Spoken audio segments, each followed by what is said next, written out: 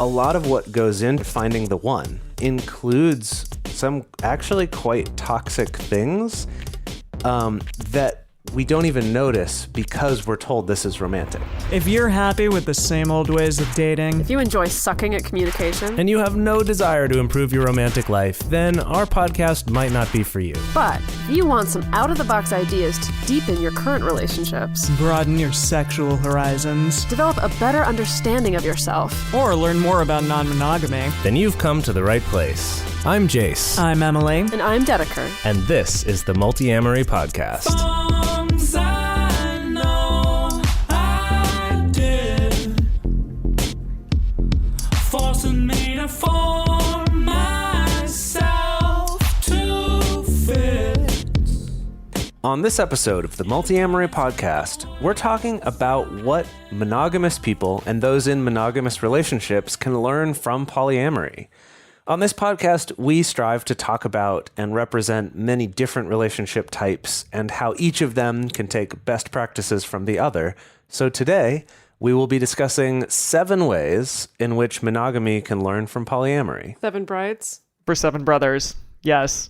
Each monogamous Bride. to its own. Each more monogamous than the last. Yes. That's it's you have to be a really good dancer to be in that show. Oh, is that all true? that I'm It's a saying. dance Oh yeah. show? Oh yeah. Okay. Yeah. So Well, you what- have to be a really good dancer to be monogamous. I Everyone guess knows so. that, right? Yeah, absolutely. That's one of the many misconceptions. That's thing number 1. All yeah, right, next exactly. one. No. So when we were putting together this episode, I kind of thought it would be interesting to talk about this kind of stuff, just because I've heard from listeners and from some people talking to me about this. They're like, "Well, okay, we know now that you're in a monogamous relationship, Emily. Do you ever feel like kind of a fraud for being on this like polyamory-centric podcast, even though you are monogamous?" And to that I say, no, I do not. How rude. Sir. Yeah, how no, rude. how rude, sir. No, it's more just that, I was polyamorous for a number of years. I think that I still implement a lot of things that I learned from being polyamorous into my current dating life or my current relationship. I'm not dating, but yeah, I'm in a relationship. And I think that is those things that I learned are incredibly important for any relationship and something to like be aware of and think about. So I definitely kind of viewed this episode as more of like a 101, sort of taking it back to people who might be listening to our podcast that maybe are in more traditional relationships, that they can, see things from the polyamorous community in this episode and kind of maybe take that to heart and maybe help them think about like, hey, I can be thinking about my relationship in a slightly different way than I previously had thought. I want to jump in with my own caveat. Yeah, Please. go for it. Okay. Because always my hang up with this, the two of you know this already, but like We talked about it before. we did. I hate any kind of posturing that attempts to imply the message that like people in non-traditional relationships just know more about relationships than monogamous folk. And Yeah. so we're up here on high on our Mount Olympus, graciously giving this knowledge to all you poor, unknowing monogamous folk. Like, I hate that shit. Yeah, that's not at all what's happening here. Yeah. Because I think that over the course of doing this show, at least where I've landed now, is I'm kind of like, honestly, I don't care what kind of relationship you're in. I don't care if it's monogamous, polyamorous, this format, that format. Just do it in a way that's ethical and healthy and bringing joy and not bringing suffering to yourself and to the people that you're with. Yeah. And so I think it's more about that for me, or at least that's the kind of take that I would want to bring to this, is that what the three of us and many people have learned by dabbling in a wide variety of non-traditional relationships and how that And might... traditional relationships. Yeah, and traditional Yeah. relationships, and how that collected experience and wisdom might help for maybe some people who haven't and just kind of want to have a better monogamous relationship. Totally. Yeah, I think though that part of what, similar to shows out there that are like, this is what straight people can learn from gay people, something that comes along with those and also with non-monogamy or something like that is that the thing that is simultaneously makes those relationships challenging is also kind of a strength. Yeah. And it is a little bit unique. And what I mean by that is that in non-monogamy or in homosexual relationships, there's kind of a lack of as many role models. There's a lack of people assuming that that's what you do. You know, they're kind of going to assume your relationship is different than it is.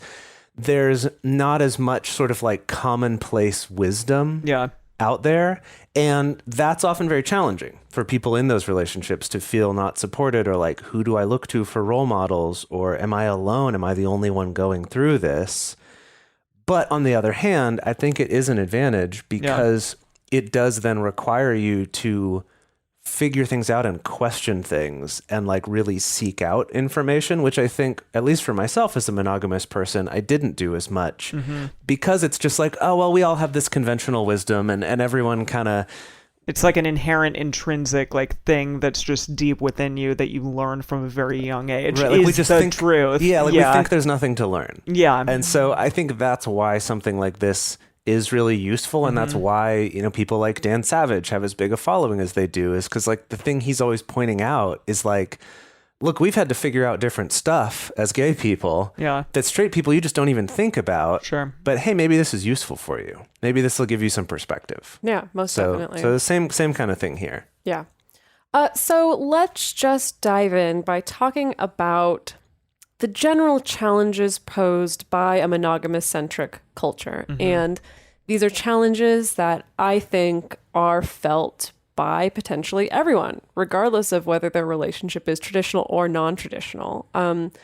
So, you know, there's research out there that shows that people believe that those who are in monogamous relationships or monogamous marriages are inherently more reliable, more happy, and just generally better people than people who are in non-monogamous relationships or who are single. Yeah. So it's like we have this weird thing of putting marriage on a pedestal where we just assume that it's like, oh, well, if you're married, then there must be some kind of... You've won somehow. Yeah, some kind of intrinsically stable or reliable or compassionate part of you versus someone who's single. And I mean, we can call BS on that. You know, there's plenty of people who are stable, reliable, and happy in non-monogamous relationships, and also plenty of single people who are stable, reliable, and happy.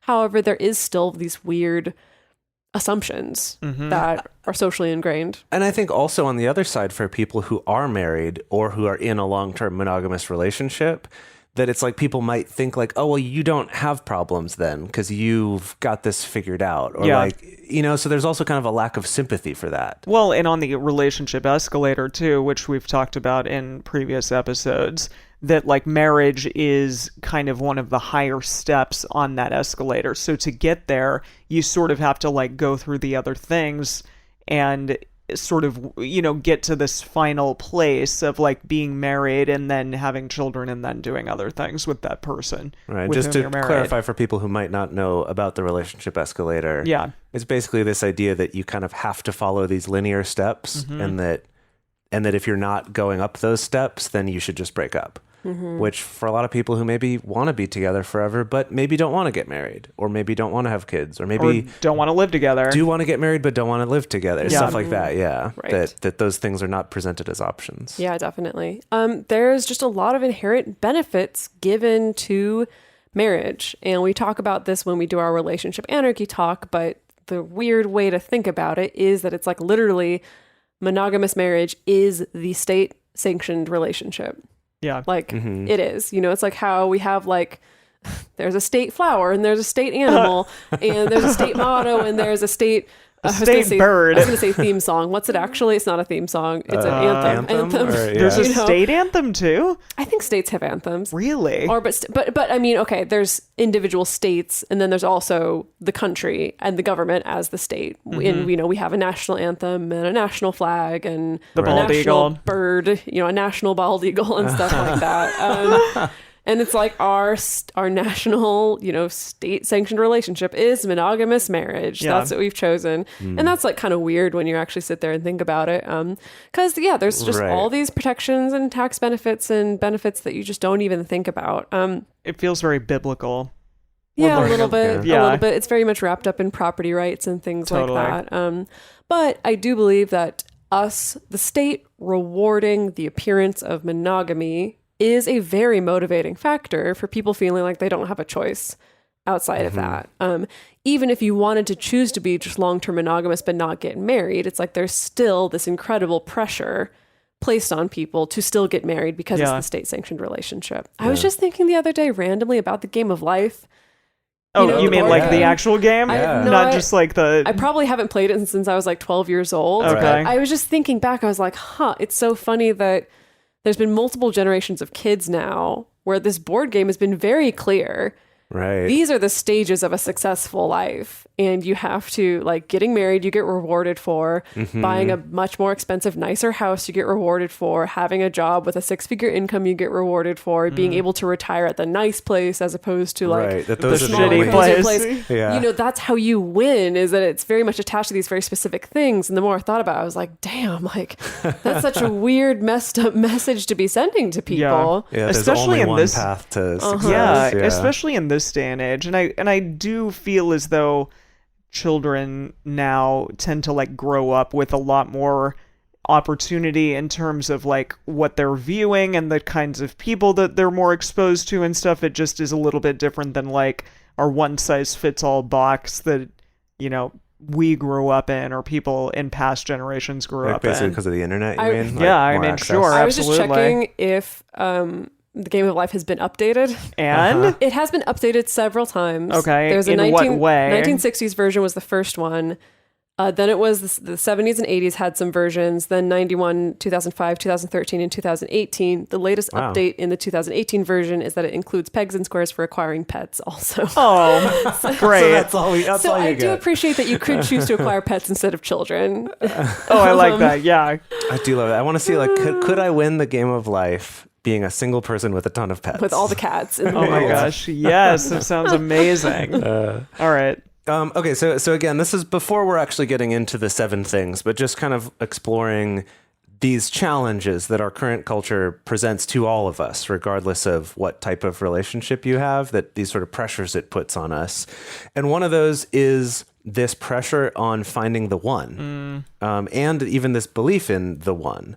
And that a lot of what goes into that includes some actually quite toxic things that we don't even notice because we're told this is romantic. Yeah. And we're told this is magic, or we're told that like God intended this for us, or, you know, whatever it is that makes us not question it, Yeah. is really problematic. So just to kind of point out a couple of those, one is that this pressure for finding the one will often lead us to stay in relationships that are not working, where both of us are very unhappy, or even abusive, because it's like, well, we were meant to be together, or, well, we got married, and if I believe in like the one, if I made that choice, I can't go back on that, or, you know, because of religious reasons or just cultural reasons, I can't get out of this. It must be something wrong with me. And, you know, people will keep themselves in very harmful situations because of that belief. Another one is this idea that we're taught that if you feel these strong sort of fairy tale feelings for someone, it must be because it's destiny, and that must mean that they'll fall in love with you too. And that if you have that belief, I see this one a lot, actually can lead people, men or women, I find this especially with men, to become obsessive, to become stalkers, to become really pushy. If you look at our movies, like a lot of times behavior that you put a different soundtrack to it is a creepy stalker movie. Yeah. And you put a different soundtrack to it and it's a romantic comedy. And the only difference is that eventually she falls in love with him at the end in the one, and in the other she gets a killed. restraining order. Or gets a restraining order or something, right? Yeah. That it's like, but people are doing this because they've been taught to believe in this thing and have been told it's beautiful and wonderful and romantic. Yeah. When it's actually like, whoa, that's a pretty messed up thing to think, that just because I feel something strongly, if I believe in this fairy tale, then they have to. So no matter how pushy I am, it's okay because it's really for the best. It's romantic. Yeah.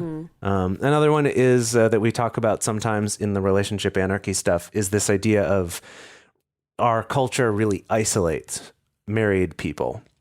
It's like, well, once you're married, that should be your only thing. You're kind of push toward moving away from a support group with your friends And your family. and your family. You which- shouldn't be as yeah. close with your family anymore. And this is something that is a pretty uniquely American. American culture thing that, most other cultures don't feel that way about when you get married. Like you're still have that support group. Yeah. And then the last one we have on this list is basically disregarding any type of relationship that's not monogamous or even that's not on a track toward marriage and kids as not being real. Yeah. And that if you're in anything that doesn't fit that, you must be unhappy, Yeah. right? There's kind of this pressure and these assumptions made. I don't know how much in detail you want to talk about this, Jase, but I feel like you've had some issues with that as far as like our relationship being seen by some family members of yours is not quite as real because we're not married, even though we've been together longer than many of the married people in your family. Yeah, that's Right. true. Yeah, no, that is true. And it's not even specific to any one person necessarily, but yeah, It's probably there just is- like an internal belief that they have that like they just don't even question it. It's like, well, it must not be actually that big of a deal. Well, I think- it must be not that close because they're Right. not married or they're not moving in that direction. or that they're not monogamous. It's Yeah. like, well, they have other partners, so it can't be serious, right? And this Yeah. is something that, my brother's married, Yeah. and my mom just got remarried recently, and that I've been with Dedeker now, in a serious but polyamorous relationship for longer than my mom and her now husband have been dating. Yeah. They knew each other from high school, but for many, many years we're out of touch. Like we've known each other longer than that. And that we've been together longer than my brother and his wife Yeah. have been together. And yet there's always the assumption that those relationships are very real, that they should be treated like family, that their spouse is like family, should be treated like family, should be included in family photos, things like that. Whereas there's not that assumption about Dedeker. I can imagine that's really difficult. Yeah, even though it has I'll been a be longer honest, relationship. like in defense yeah. of your family, it's not like your family's ever made me feel unwelcome Sure. or like Right. not a real person or anything like that. I do think it is more of these like weird default things that they probably don't even realize. Exactly, yeah. Yeah, It's- exactly. It's not something they're doing to be hurtful. It's just that's all we Where think they go. about, right? Yeah. Totally.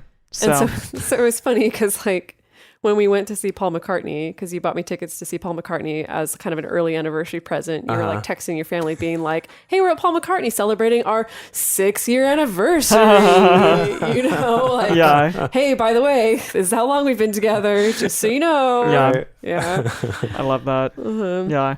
All right. Well, Let's get into these. so now we want to introduce and go into the 7 takeaways from polyamory that monogamous people or people in traditional relationships rather can learn from.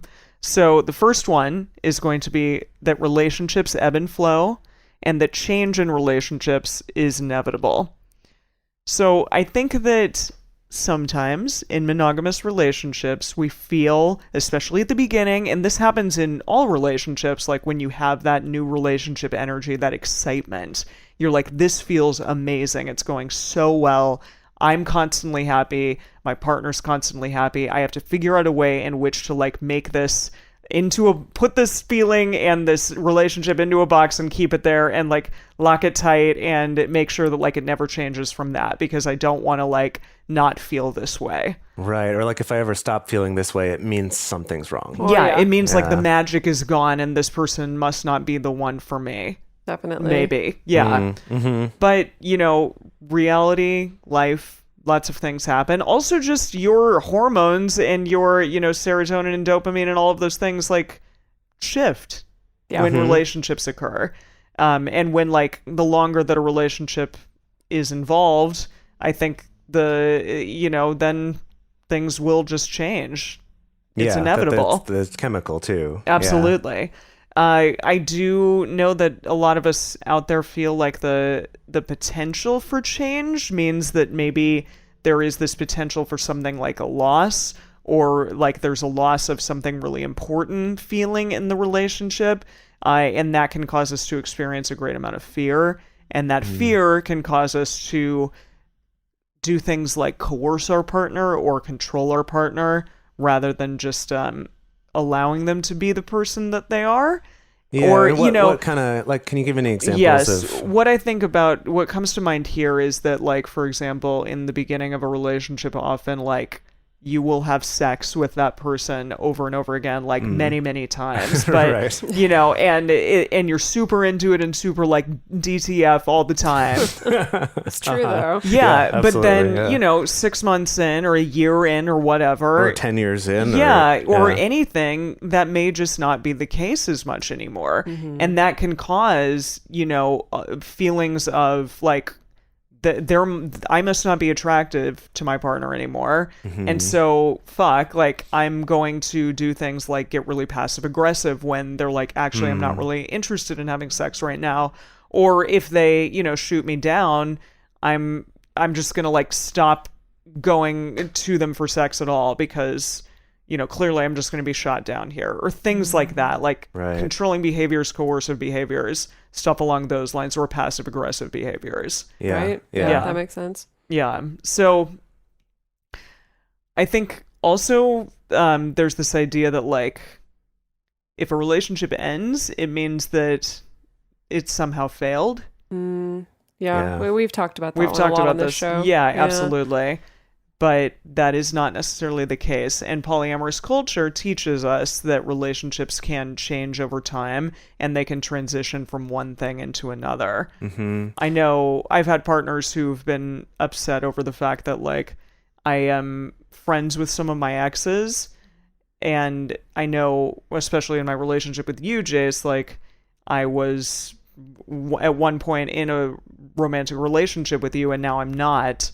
And that transitioned out of that romance into something really deep and a friendship. And that is also very important to me.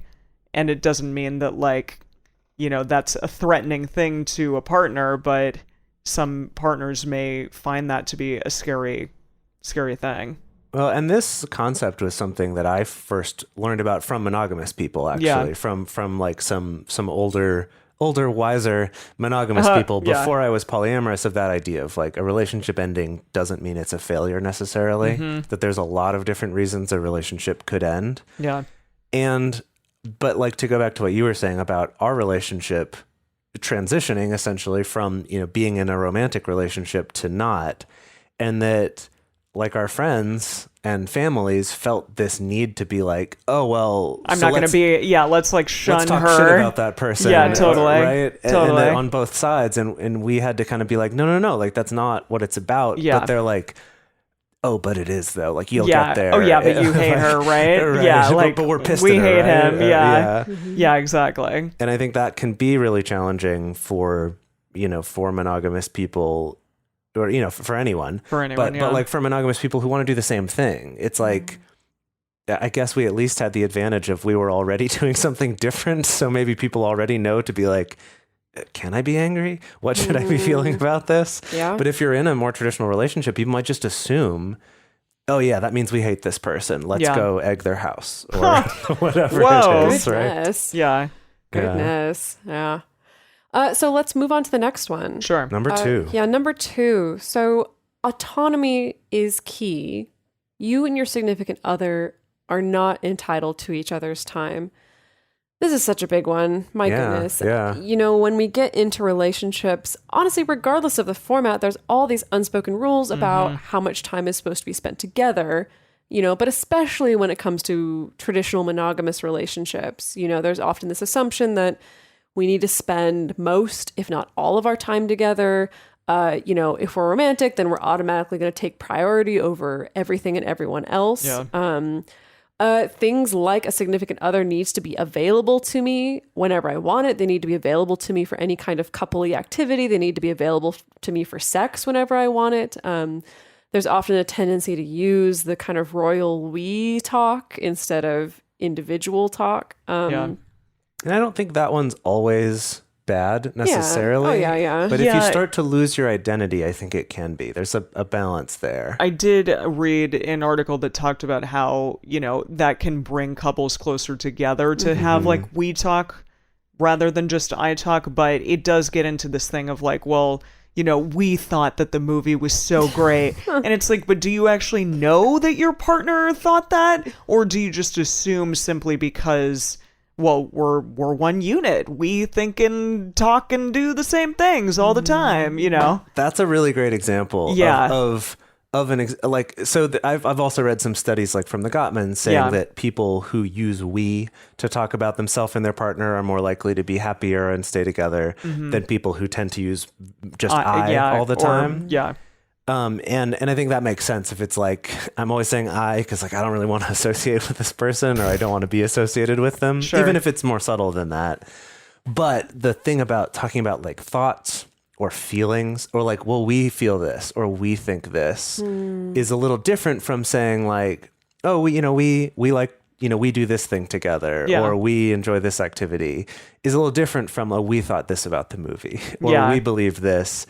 And maybe here's a proposal for like a slight change. And it's something like, say we did go watch a movie together and I'm talking now to someone else to say like, oh yeah, we went and saw that movie and we liked it. We talked about it afterward and I kind of thought this thing and she mentioned this thing. It's like maintaining a little bit of a sense of like, we still have our own thoughts. We still have our own feelings, but we're still a we because we talk about it, because we communicate it and we did stuff together and it's important to us to communicate. Does that make sense? Yeah. Like it's a subtle difference. I guess I would also argue like that one could say, yeah, we went and saw this movie together and like, I really liked it. I can't speak for her about this, but yeah, I loved it. Like, what did you think about it kind of thing? And then allow that person to talk as well. Yeah. So I do feel that engaging in some kind of non-traditional relationship, it can teach us that, our partner's stuff is their own stuff, essentially, that their emotions, their thoughts, their feelings, they don't have to equal our own. They usually don't equal our own. And just having that allows for there to be greater communication and greater listening skills and greater motivation for understanding, I think, or reaching mutual understanding. Also that we can't necessarily dictate our partner's actions, and also that we're not entitled to our partner's time or their body. Yeah. Which is that's a doozy. Ooh, it really is. It's a doozy. I think it's something to be aware of and something that polyamory can teach us and definitely taught me that I probably had a lot of ideas about the time in which like it means I'm special if my partner is spending this time with me. It means I'm special if they want to do everything with me. But that also potentially means like that they're not doing things for themselves and that they're, automatically going to watch a movie with me rather than like, hey, I'd really like to watch this TV show that I know you don't like or play this video game that I know you're not into. Like, I understand you're home and probably maybe want to spend time with me, but I want to make time for myself and moments as well. And to advocate for that, which is coming up, but yes. It actually opens up the ability to make your time together more intentional and more special. Instead of it just always being a default and we just like watch a TV show together and that's it. It's like, no, let's plan the time that we're really going to be intentionally together versus when we have our free time to do things. And maybe some of that's together and maybe some of it's separate. It actually makes that time more special rather than I think people are afraid like, oh, that's going to take away and we won't be as close. Absolutely. I also heard once, just related to this, the idea that getting to watch your partner do the things that they do that don't involve you is probably the stuff that they did when you fell in love with them in the first place. And getting to watch them do that thing is really cool. Yeah, I really like that. Okay, number 3. All right, number 3 is that rules don't protect relationships. This is a big one. This is one that a lot of people question about polyamory, being like, oh, well, okay, as long as we understand the rules. Or when people first open up their relationship, they think implement a lot of rules. We just need to figure out what the right rules are. Tell us what the right rules are that we need to put in place. And that's something that comes up. There's a couple things about this in monogamy. One is that we assume that we all play by the same rules. But in truth, you ask 100 people what exactly cheating is, for example, you're going to get 100 slightly different answers of like exactly where that line is, what sorts of things are okay or are not, right? So that's, with monogamy, there's this extra problem that we assume we all know the same rules. But then the second thing is, people question like, oh, well, if your partner is allowed to be with other people, why would they stay with you? Yeah. And it's this interesting question of like, so are you saying that the only reason why your husband stays with you is because they can't do anything else because they don't have a choice? And that usually people are right away like, well, no, that's not what I'm talking about. You're like, then what are you talking about? Well, I think that definitely was part of my thinking. Oh, 100% part of my thinking. And it was actually something that caused a lot of fear in my monogamous relationships was that where I'm like, I'm afraid my partner really wants to be with someone else or is really attracted to someone else, but feels obligated to uphold our relationship because that's like the commitment that they made. Yeah. And while on the one hand, I'm like, well, I guess I'm glad that he's honoring his commitment. On the other hand, I'm like, it doesn't sound exciting. It doesn't sound like doesn't feel great. It doesn't feel great on my side. Yeah. Yeah. I think also putting a lot of rules in place. And this is also something that, it's like I have rules about how much time you can spend doing other things, not with me. Like this can get very extreme, right? Yeah. Very, very controlling. That it's like two things, like having rules for your partner or even for yourself, I guess, implies that if your partner could do whatever they wanted, they would not care about you. They would do things to hurt you intentionally, and that they would be dishonest and like all this sort of stuff. And it's kind of weird when you think about it that way, where it's like, okay, we think, oh, the rules are to protect us, but it's like, protect you from who? Yeah. Protect you from what? Is your partner the thing you need protection from? In that case, maybe we should rethink this whole being in a relationship with this person. Yeah, it is that mentality of like an us versus them thing, or that almost an us versus each other. Yeah, well, exactly. Like us, meaning myself versus my see, partner, I see. rather. Yeah, but just that they don't have this, this idea that your partner has your best interest at heart. That they're not automatically going to be an enemy to you in some way. Definitely. Yeah. And we make our partners out to be enemies in our head sometimes. I definitely have, Or at least someone who, kind of needs to be reined in or needs to be controlled. Totally. Yeah, that they're this wild thing and that they would do whatever they wanted if we don't implement these like very rigid rules into our life. Yeah. Yeah, and that I think that we make these rules out of fear, but that they don't actually solve the problem that made us fear that. They just kind of create this other like boundary, or not even a boundary. I shouldn't say that because that word kind of means a different thing. But like they put up this wall or some kind of restraint, or maybe give us a thing so that we can be more clearly angry about a thing if it gets broken, rather than addressing like, this fear comes from that a fact that I don't trust my partner is a big thing to deal with, but is an important thing to address, rather than I'm just going to put rules in place to try to rein in this deeper fact that I don't trust my partner, or that I don't think my partner cares about my feelings, or that I don't think my partner would be nice to me if they didn't have to be. Yeah. And so I think that's definitely an opportunity to look at that and examine that. Sonia Stone, who is a leader in the polyamorous community, has a great quote about this, and that's that monogamy cannot be a substitute for actually knowing what your own personal boundaries are and the negotiations that have to happen to define rules that are fair to each partner and are also realistic and relevant. Yeah, I liked that a lot. Yeah, I feel like anytime a relationship format is the coping mechanism, that seems to be a red flag for me. And I feel like people can do it in any number of formats. People can choose monogamy as a coping mechanism for jealousy or for insecurity. People can choose hierarchy as the coping mechanism for also insecurity and jealousy. People can choose non-monogamy or relationship anarchy as a coping mechanism for whatever other stuff that they want to avoid. Yeah, and so I think is that it's like that. I think with this quote that like, there's basically no excuse for not knowing your own personal boundaries and values in relationships. Yeah, absolutely. So let's move on to the next one, something that we talk about a lot on this podcast, and that is that real communication is necessary for healthy relationships. So with that, we need to not assume that our partners just always will know everything about us, that they automatically like know what we enjoy, what we don't enjoy, because our partners are not mind readers. They can't just always infer if they're going to be like angering you or triggering you. They can't just, deduce that from the air, as it were. But I do think that a lot of us out there just think like, well, if they love me, then they know who I am, and they know what I like, and they know what I don't like, and they know what's going to piss me off and what's not.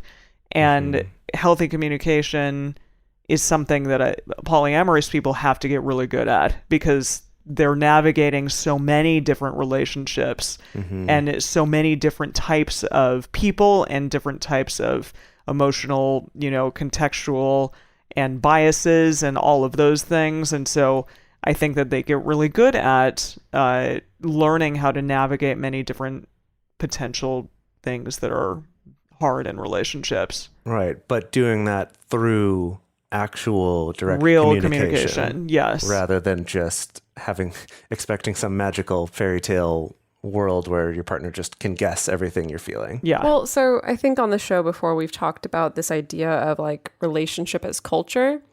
Maybe I've gone off about this before. I don't remember, but please tell us again. When you're in a relationship, you create like a little microculture, right? Yeah. A culture around how do we communicate? How do we repair after a fight? How do we appreciate each other? How do we handle chores? How do we handle sex? Stuff like that. And over time, these become things that need maybe less explicit communication after they've been negotiated. And maybe they need to be revisited occasionally.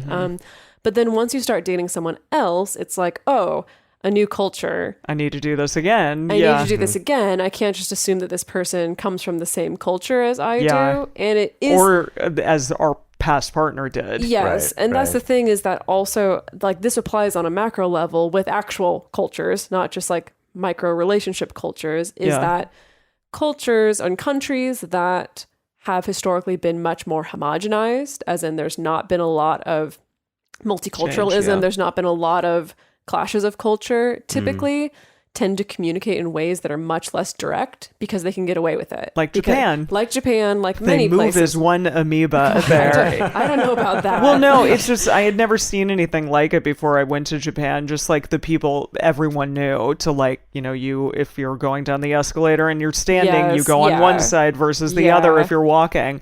And it just the level of like polite understanding for everyone was so impressive there. Right. And of course, there's always going to be individual differences, but it's the kind of thing where, countries that have been much more homogenized have not necessarily had to be super direct in communication because we're all in the same in-group and we all get the gist, versus countries that historically have had a lot more influx of different cultures tend to communicate much more explicitly and directly because of that, of like, oh, we're not necessarily on the same page about who goes where, what's the order of things, how we deal with X, Y, Z. So we need to be much more explicit in that. And I think it's the same thing that happens with people who are in non-traditional relationships or dating multiple partners, is that we can't assume that everyone functions the same exact way. And we have to make these negotiations over and over again. Yeah.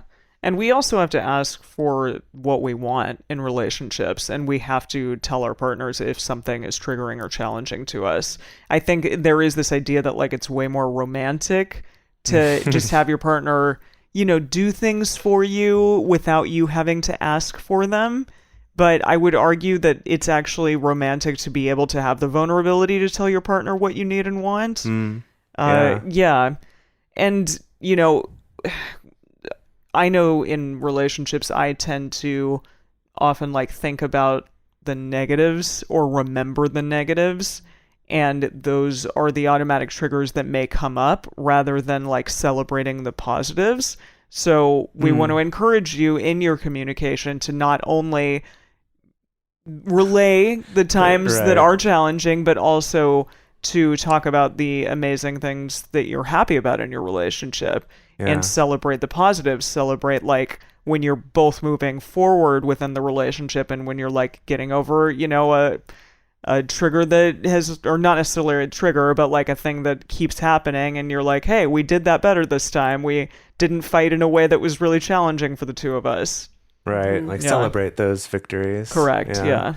We won't go into it in this episode, but we do really recommend checking out our relationship radar, Yeah. which is specifically a way for doing a regular check-in in your relationship that allows you to share those exciting, good things that happened, as well as address things that you want to change, or, you know, issues that have come up over the past month, or just making plans for the exciting stuff that you're going to do coming up, or just figuring out logistics. And it's been super helpful for a lot of people in their relationships to just have a structure for doing that communicating. So I definitely recommend, as for all of us. Yeah. Oh, it's changed my life for sure. So I definitely recommend checking out Relationship Radar.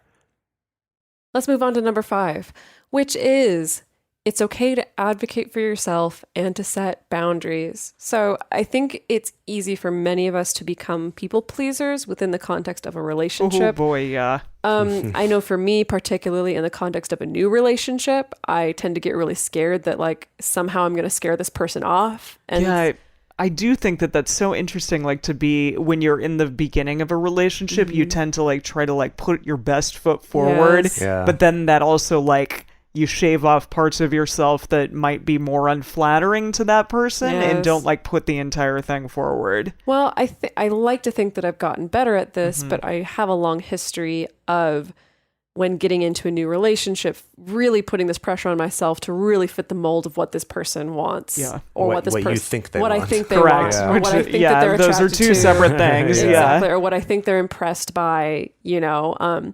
And so that's something that can happen at the beginning of a relationship. For some of us, that's also something that happens throughout the relationship. Sometimes we sacrifice something that we really want or need or would really make us happy for the good of the relationship. And sometimes those sacrifices are okay. You know, sometimes it is okay to make sacrifices for a relationship, but then sometimes Compromise, yeah. they're really not okay, you know? And I think that we've been socially trained to favor a little bit too much on the side of self-sacrificing for a relationship and a little bit less on the side of advocating for yourself and your wants and your boundaries. I think it's That's what connected personally. to that kind of mythology of the one. Yeah. That it's like, well, if for whatever reason I've decided this is the one, then like, well, I have to sacrifice those things, rather than continuing to kind of question and look at like, will I actually be happy with this, rather than just assuming, well, I have to end up happy with this because they're the one. Yeah.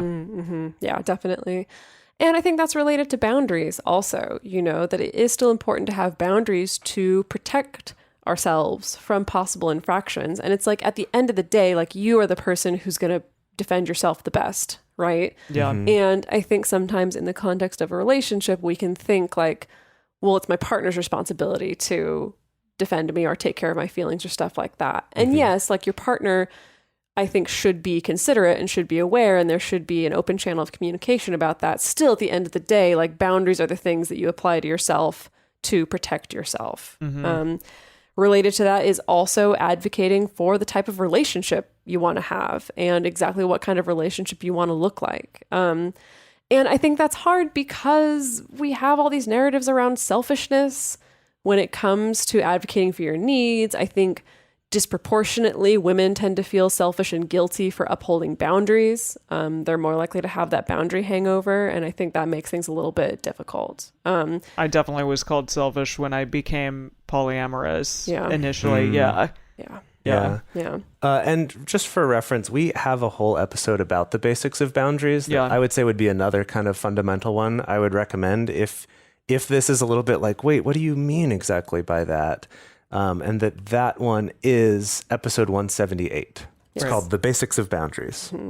One of our more popular ones. Yeah, Yes. yeah, definitely. And I think related to the stuff we were talking about as far as being entitled to a person's time or a person's body, it's also up to you to advocate to make sure that you're getting adequate time for yourself, not only to take care of yourself, but also to achieve your goals as well. You know, it can be really easy to get caught up in just wanting to make other people happy instead of also asking what actually makes me happy. And there is a study that was done in 2017 that found that monogamous couples are more likely to sacrifice their own needs for the sake of their relationship, while polyamorous couples tend to put their own personal fulfillment first. And That's it's so interesting. Yeah. Because I can definitely see this being the headline of like polyamorous people are selfish bitches. Yeah, for sure. And monogamous people are like self-sacrificing saints. But You can put a different spin on that, though. well, like I see the different spin on it being that it's like, I don't know, I think that's not a bad thing to be advocating for what makes you happy first. You know, it's kind of like put your own mask on first before assisting others is the way that I think about it personally. Yeah. I would also throw out there that that there's like, imagine on the other side of it too, that, you know, you're with a partner who's been self-sacrificing for the sake of your relationship. And maybe on the one hand, you could think from a selfish standpoint, ironically, oh, that's great. They're self-sacrificing, so I get more of what I want. But if this is someone that you love and someone you do care about, how awful would it be to 20, 30 years from now to learn that they've been unhappy because they haven't been getting something they wanted because they felt like they needed to sacrifice for you. Yeah. So not only them potentially being unhappy, but I know for me personally, even on a shorter time scale, learning as a relationship is ending that there was this thing that my partner Was really upset didn't about. like about Yeah. our house or about the way things were decorated or about something they didn't get to do that they never told me. And that I was like, well, shit, like I wish we could have done that thing. I wish you hadn't just self-sacrificed there and pushed back and been like, no, this is what I want. And so like being on the other side of that sucks too. So this, I would actually argue that like for both parties, self-sacrificing for the sake of the relationship is not helpful and not ultimately good unless your partner doesn't really love you and they are selfish, and then maybe we have a different problem. Goodness. That's a whole other can of worms. Definitely. And then number 6, jealousy is often a sign that internal work needs to take place. This is the number one question if someone's polyamorous. But What about jealousy? How do you deal with jealousy? And this is something that basically, if you're going to be non-monogamous, if you're going to be polyamorous, you have to examine that, right? That's why everyone asks you that question. They ask you about jealousy. So it's something that right from the start, we're kind of confronted with. How do you handle this? How do you deal with this? And I found that jealousy is like can be a very powerful thing for your own self-growth, and can also be a great indicator of things that are going on in your relationship. But there's a subtle difference here. And it's basically this idea that we're taught that jealousy equals love. And that if you really love someone, you also have to be really jealous. And by jealous, we really mean possessive. Yeah. Like you have to be very possessive, that no one else can have this thing or look at this thing or even want this thing, right? That there's kind of a controllingness that comes with it. And it like gets tied to a fear in ourselves. So then if I do feel jealousy, because we associate it with love, I'm then any sort of negative action I take because of my jealousy is justified. It's okay. Maybe it's even romantic. And I think that non-monogamy and polyamory like immediately challenges that for people. But I think that I was actually having a really good conversation with my partner, Caitlin, about this the other day. And she put it basically that she's like, being polyamorous, she's like, I still experience jealousy sometimes about my partner's time or about other people in their life. Maybe I'm jealous of this thing, or I'm jealous of that amount of time they have, or I'm jealous they got to do this thing, or I'm jealous of, how attractive I think they are. Like, whatever it is, I can be jealous of things. But that jealousy isn't tied to feeling like I own my partner. Yeah. And it's like that distinction between like, because I get jealous sometimes. Dedeker gets jealous sometimes. Emily gets jealous sometimes. Like she's like, man, maybe not.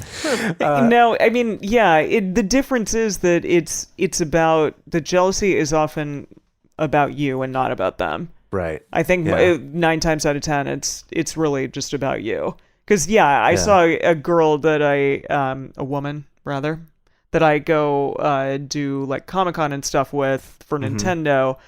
She wrote something regarding her partner and said, like, I really feel like if I see women talking to my partner, then automatically I'm going to think something bad about them. Or I'm going to, like, they need to really show that they're not going after my partner. And she got a lot of backlash about that because... and I think rightfully so, because it's like, wait a minute, what's happening with you that you just automatically see a woman talking to your partner and think like that means that my partner's going to go off with them, or that the woman wants to do something with them, or and what? How is this other woman supposed to signal that she's not doing exactly? Right, yeah. What's the clear signal? That's a great question. I have no idea. I don't think there could be. Yeah, Right? exactly. Yeah. Is it a stance? Is it a look? Is it a? I have no idea. Is it a we're going to keep 6 feet in between us? Exactly. Right. Yeah, like I'm not going to ride in an elevator because I'm Mike Pence and I, don't want anyone to think that I'm doing anything with this lady, Right. Stuff like that. Yeah. So like this idea that if loving someone means that them being happy and having a fulfilled life is important to you, like you do care about them and want them to be happy, a controlling type of jealousy is actually the opposite of that. So I would challenge that idea and say that type of very controlling jealousy where you want to limit another person's freedom is the opposite of love, actually, that's not love. What is it then? That it's Control. fear, it's control, Yeah. it's coercion, it's can even become abuse. Yeah. But that it's not love, that it's in no way related to love. And I think emotion is a valid that jealousy is a valid emotion. That, like we said, we all feel it sometimes, but it's just an emotion you feel. It's not a justification for controlling another person or wanting to limit them from something that might make them happy. And so even if you're in a monogamous relationship, you're in it because your partner also wants to be in that monogamous relationship, not because you're not letting them be with not anyone because else, they're not like because you're controlling them. they're stuck and they're constantly like out there looking for other people or maybe Right. interested in other people. Yeah. There was a study done that was published in Time magazine, and it says if you think that having multiple romantic partners would elicit more jealousy than being in a monogamous relationship, you're wrong. According to a 2017 study published in Perspectives on Psychological Science, that's not necessarily the case. The study, which surveyed over 1,500 people in monogamous relationships and over 600 people in consensually non-monogamous relationships, found that the people in the consensually non-monogamous relationships, including polyamory, swinging, various types, scored lower on jealousy and higher on trust than those in monogamous relationships. Yeah. It's like, it reminds me of that whole, like, if you love someone, let them go. Yeah. That idea of like, I trust you because I know you're with me because you choose to be, and not because I've got you held so tight you don't have a choice. And then lastly, also on the other side, don't weaponize this. Yeah, because I think that's one of the primary criticisms of a lot of the non-monogamy advice is that someone can then turn around, and if their partner has legitimate concerns or has insecurities or jealousy that come up, it can generate this kind of very careless take on it of like, well, that's just your own problem, or that's just your own personal work to work on, or like, you got to go to therapy or whatever. Right. And maybe part of that's true, but part of it is also like, maybe they're just seeking comfort from you, or there's something that needs to be talked about, or there is something that needs to be fixed or repaired or something like that. So with the whole, jealousy being a sign that internal work needs to take place, that's probably true, but don't throw that in your partner's face when they're jealous, because I 100% guarantee it's not going to go over well. Yeah. Yeah. So I was reading this awesome article called The Science of Soulmates, and there is a Marist poll that said that 73% of Americans believe in soulmates. That's a huge so number. high. That's a lot of people. I don't know if that's really like in all of America, but according to this poll, 73%. So, okay, more men than women believe that they are destined to find the one. Not surprised by that at all. What? Okay. I really want to question that. And not as in to question that it's accurate. I can send you the article. No, it's right sorry. here. No, let me finish. Just not that I want to question that it's accurate, more that I want to question why is that? Because Why it's do you romantic. think that is? It's in every movie and every book. Exactly, because we're beaten over the head with it since day one. Yeah. Well, do you think it's related to, I mean, I've heard this theory come up in talking about media and how, heterosexual relationships are portrayed in the media, but that there's maybe a little bit more of this messaging toward men from our movies and TV shows that it's like, you have a right to end up with the woman at the end. Totally. Well, it's And like I was saying, I think that's Like you're entitled to find that soulmate at the end of the day. I think that's sort of the byproduct of this. Okay. This romantic idea of the one. Yeah, isn't that like in incel culture and stuff like that? I'm not I sure. Red don't pill know people. if incels necessarily all about soulmates, but Yeah. Well, not that, but just like Yeah. I'm entitled to entitlement, sure. X, Y, and Z. I Yeah. don't know. So okay. So more men than women believe they're Just destined to slight- find their one. Just slightly though. Yeah. 74% to 71. So still super high on both Super high. sides. Yeah. 79% of people younger than 45 believe in soulmates, while only 69% of those over 45 do. But that's still a ton. That's That's still still a lot. insane. Yeah. Yeah. If you want to know more of the breakdown on that, because the Marist poll actually has like a more specific breakdown, that people in the West are less likely to believe Huh. that they're soulmates. In the West, meaning Western states Western of the United states of the United States, Okay. yes. Oh. Uh-huh. Are less likely to Yeah, believe there in it is. soulmates. Yeah, college graduates are less likely. Only a little bit. Like it drops down to, for instance, like in the Western United States, it's like 63% of people said yes, they believe in soulmates, as Yeah. opposed to like the 78 or Right, whatever in the right. South. Yeah, stuff like that. Huh, Yeah. Interesting. It's a lot. Well, fascinating stuff. So, all right, science shows that people who believe in soulmates or the one are more likely to break up, give up, or have more difficult relationships. Now, Fascinating. that's interesting. And That's we- very interesting. Yeah. I also was hearing a little while ago, and I'm sorry I didn't look this up before this episode, but also similarly a study about people, Christians who wait till marriage to have sex are also more likely to Be like, nah. more likely to get divorced or break up or like have marital problems or things like that. So and that's also tied to that idea of the one, right? It's Yeah. like, well, you have to save yourself because There's only the one out God there. is going to and- send you Right. the right person. Yeah. Is that how it goes? That was literally how it was pitched to Yep. me. It's like you need to wait until God sends you the man that's going to be your husband because he has a plan. But regardless of whether this is Goddamn based in Christianity or Wow. not, regardless of whether it's based in Christianity or not, like this mythology of the one though is related. Yeah. Right? And it also seems to cause more problems than it I will say solves. Yeah. this is anecdotal. That's my caveat. Okay. But what I've noticed among friends of mine, because for a period of time I was like working with these people in this particular dance company where a lot of the people who worked at this dance company watched a lot of TV shows Okay. and like watched a lot of the OC and watched a lot of like modern soap opera-esque God, like the romance. OC. I was like, what? Oh, Yes, yeah. Ew. romance-focused TV shows. Yeah, Gossip And Girl.